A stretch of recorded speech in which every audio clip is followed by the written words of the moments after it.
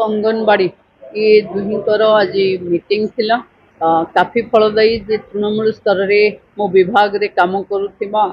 तृणमूल स्तर कार्यकर्ता सहित इंटराक्शन नेचुरली विभाग रो लोकंक पाखे पहुँचीबार जो व्यवस्था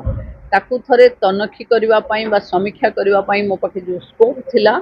देवगढ़ जिला को मु धन्यवाद दूची कि महिला सशक्तिकरण रे जिला बहुत आगक जीव कारण 800 अंगनवाड़ी इंफ्रास्ट्रक्चर आमे मोटे 18टी घर आउ बाकी अच्छे आमे करिवु एवं जो महिला माने जो सीएसएस माने लक्षपति दीदी रे देवगढ़ जिला को आगे नौचंती मु तांको कहिची नुआ किछि चिन्हट करिवे जोटा एठी कंचामाल मिलुथिबो तार स्किलिंग करिकरी आमे आको लक्षपति दीदी रे बहुत द्रुत रे आमे अग्रसर हबो ए अंचल एक टूरिज्म रो हब भी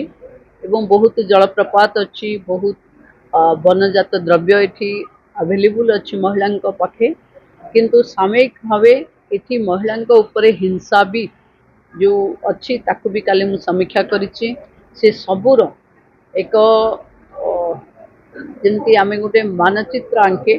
महिला उपरे एठी समस्या कौन एवं महिला ताकू ओवरकम करबा पई कि कौन कौन महिला को टूल्स मिलवा कथा